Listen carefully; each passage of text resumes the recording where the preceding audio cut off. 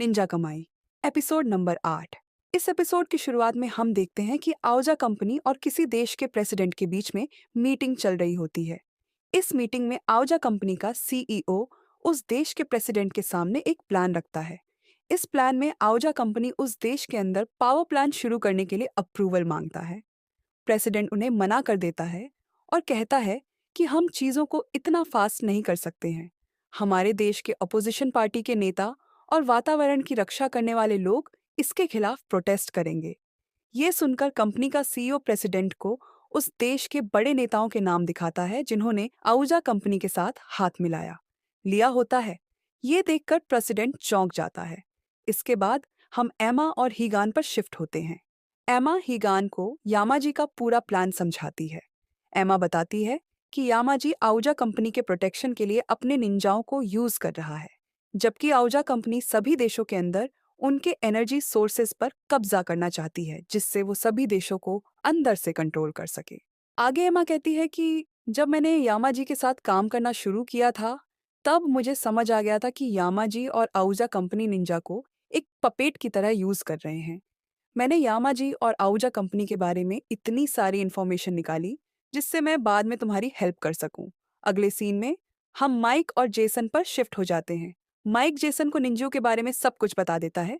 ये सुनकर जेसन और ज्यादा डर जाता है। माइक जेसन को समझाता है कि जो तुम अकेले आउजा कंपनी के एक सर्वर्स को हैक कर रहे हो, एक ना एक दिन तुम जरूर पकड़े जाते। पर अब तुम मेरे साथ हो, तो मेरे साथ मिलकर आउजा कंपनी को गिराने में मेरी हेल्प करो और मैं तुम्हें प्रोटेक्ट करूंगा। माइक की बात सुनकर जेसन को थोड़ी तसल्ली मिल जाती है। आगे जेसन माइक से एमा के बारे में पूछता है। इस पर माइक उसे कुछ भी नहीं कहता। इसके बाद हम फिर से एमा और हिगॉन पर शिफ्ट हो जाते हैं। दोनों लोग एक जाम में फंसे होते हैं और आगे सिक्योरिटी चेकिंग चल रही होती है। एमा कामोई की हेल्प से पूरे सिस्टम को हैक कर लेती है, जिसका फायदा उठाकर एमा और हिगॉन बिना लोगों की नजर में आए और आउजा सिटी के सिक्योरिटी को तोड़ते हुए दूर भाग जाते हैं। हीगान एमा से यामाजी की लोकेशन के बारे में पूछता है, पर एमा को भी यामाजी की लोकेशन के बारे में कुछ भी नहीं पता होता। एमा हीगान से कहती है, हमने जो किया है उससे यामाजी ने अपना प्लान और तेज कर दिया होगा। हमें भी ज्यादा देरी नहीं करनी चाहिए। हमें सबसे पहले कमाई को सुपरचार्ज करना होगा। इसके लिए दोनों लोग एक अनफिनिश्ड पावर प्लांट की तरफ जा रहे होते हैं। एमा कहती है कि वहां पर आउजा कंपनी के दूसरे रोबोट भी होंगे, तो हो सकता है कि हमें उनसे लड़ाई करनी पड़े। इस पर हीगान कहता है, मैं इसके लिए रेडी हूँ। इस बहाने मैं उनसे यामाजी की लोकेशन भी निकलवा लूंगा। एमा हीगान से कहती है कि पिछली बार जब तुम कामोई के साथ लड़ रहे थे, तब जो फीलिंग तुम्हें महसूस हो रही थी, उसे याद रखना। इससे कामोई और ज्यादा स्मूथली काम करेगा। इसके अलावा तुम्हें अपने गुस्से पर काबू रखना होगा। इस पर हीगान कहता है, मैं अपने गुस्से को इतनी आसानी से कंट्रोल नहीं कर सकता हूँ। थोड़ी देर बाद रात हो जाती है और एमा और हिगॉन एक सुनसान जगह पर रुक जाते हैं। हिगॉन अभी बीमारी के बारे में सोच रहा होता है। दूसरी तरफ एमा सोचती है कि कमाई की पावर हिगॉन के हार्ट और विल पावर से कंट्रोल होती है। अगर कभी कुछ गलत होता है तो मैं हिगॉन को हर कीमत पर मरने से बचा लूंगी।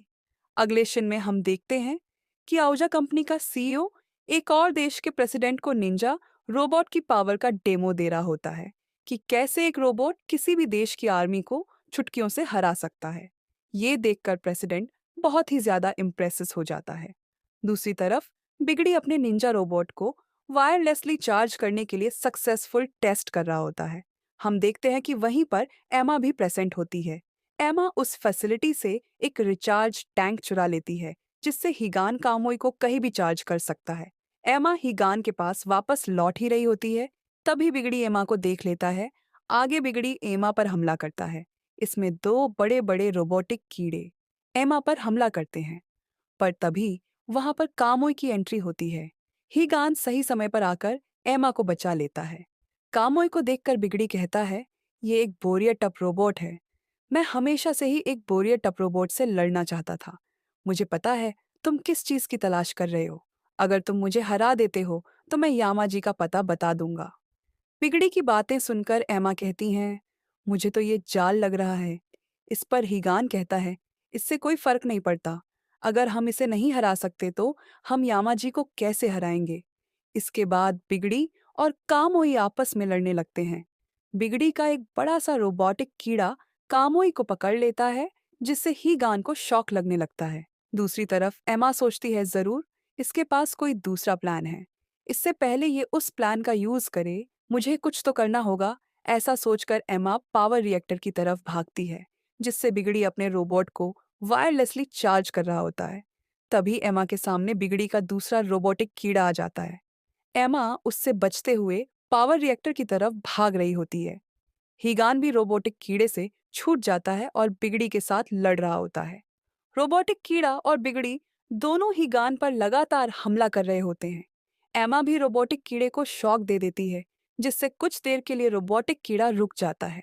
आगे जैसे ही एमा पावर रिएक्टर की तरफ बढ़ती है, रोबोटिक कीड़ा फिर से एमा पर हमला करता है। इस बार एमा एक एनर्जी सिलेंडर को रोबोटिक कीड़ा की तरफ फेंकती है और उसे गोली मार देती है।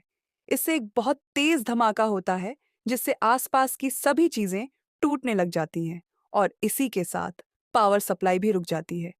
जमीन पर कूदती है और जमीन भी टूट जाती है, जिससे एमा नीचे गिरने लगती है। हम देखते हैं कि हिगान एमा को बचा लेता है, पर कामोई की बैटरी भी खत्म हो जाती है।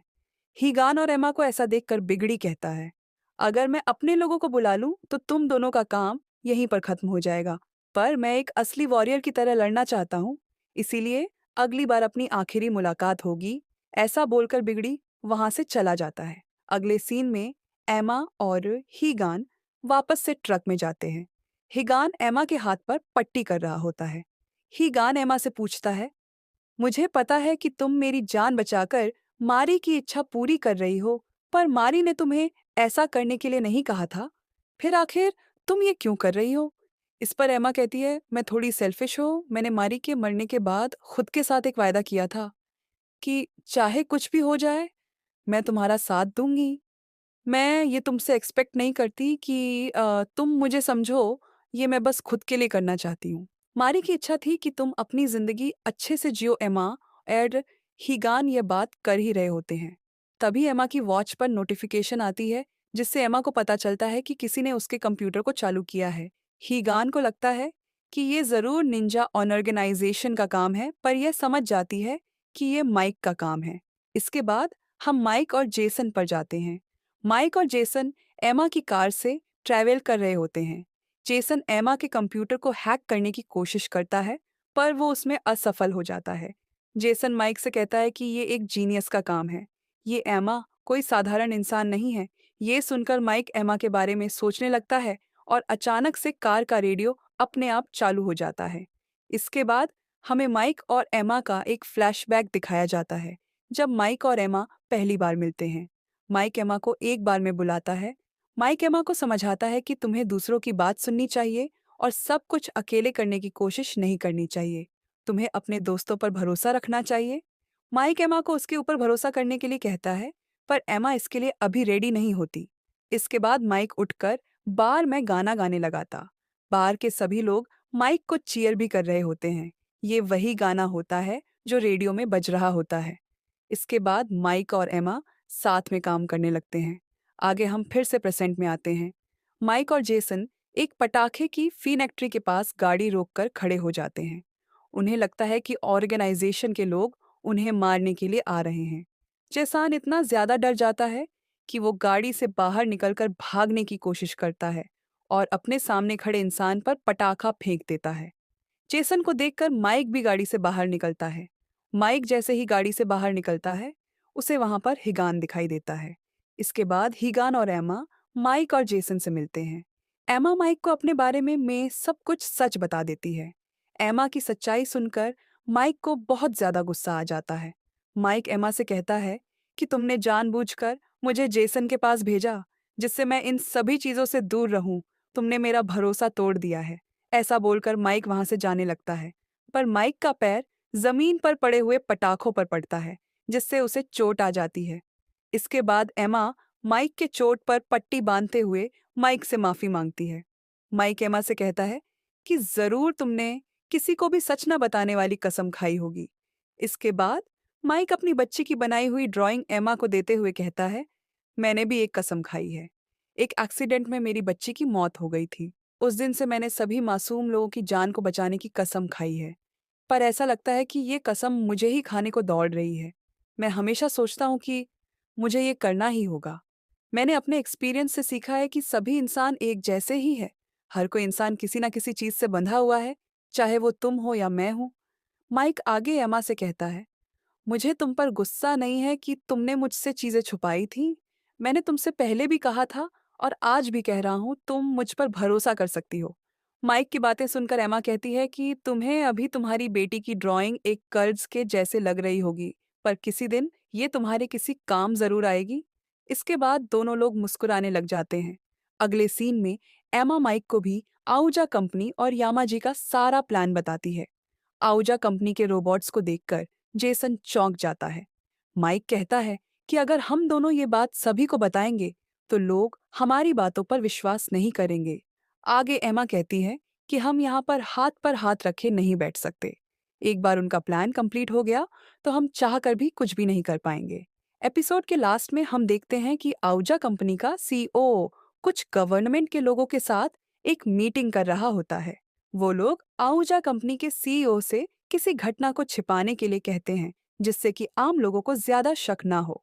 इस पर आहुजा कंपनी का सीईओ उनकी बात मान लेता है और इसी के साथ ये एपिसोड यही खत्म हो जाता है। दोस्तों, बताइए आपको ये एपिसोड कैसा लगा?